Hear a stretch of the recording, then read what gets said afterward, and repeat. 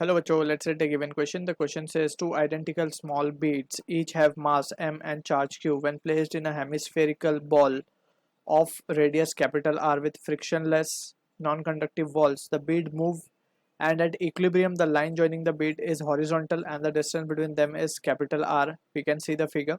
Neglect any induced charge on the hemispherical ball. Then the charge on each bead is, we can take value of k as 1 by 4 pi epsilon 0.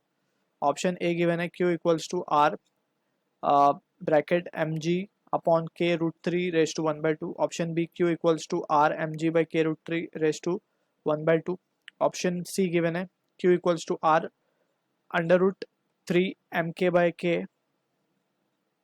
raised to 1 by 2. Option D given है Q equals to R under root 3 mg upon R raised to 1 by 2.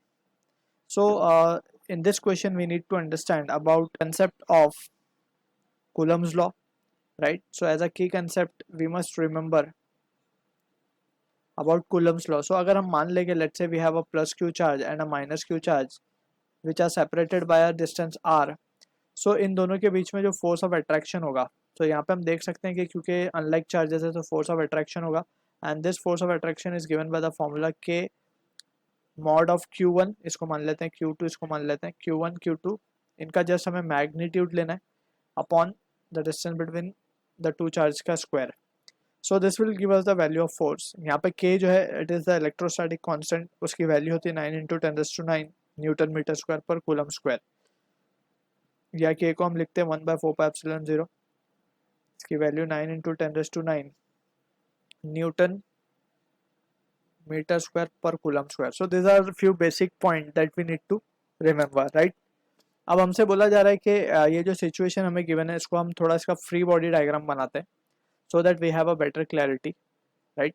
सो यहाँ पे हम देख सकते हैं कि ये जो एक since the situation is symmetric और आइडेंटिकल, वी कैन से हम एक ही बॉडी का फ्री बॉडी डायग्राम बना रहे हैं, राइट. सो यहाँ पे हम देख सकते हैं कि इसके ऊपर जो फोर्सेस लग रही होंगी, फर्स्ट ऑफ ऑल इसका वेट लग रहा होगा नीचे की तरफ mg, राइट. एक रिपल्सिव फोर्स आ रही होगी due to the another bead जो कि यहाँ पे रखी है और इसको हम कह दें कि ये बीट नंबर 1 है, ये बीट नंबर 2 है. सो 2 पे 1 की वजह से एक फोर्स लग रही होगी रिपल्सिव, वो हम यहाँ पे शो कर रहे हैं, ठीक है. Also it will be getting a normal reaction from the hemispherical ball n, right. अब इसको अगर इस सिचुएशन में वी कैन से, हमें यहाँ पे चीज़ों को अब एनालाइज करना है.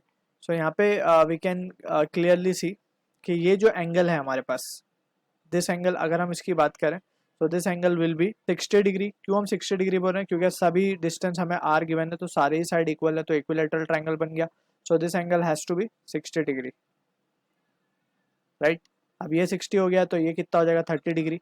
सो यहाँ पे इसका एक कॉम्पोनेंट आ जाएगा n cos 30 और एक कॉम्पोनेंट अलोंग हॉरिजॉन्टल आ जाएगा, it will be n sin 30, right.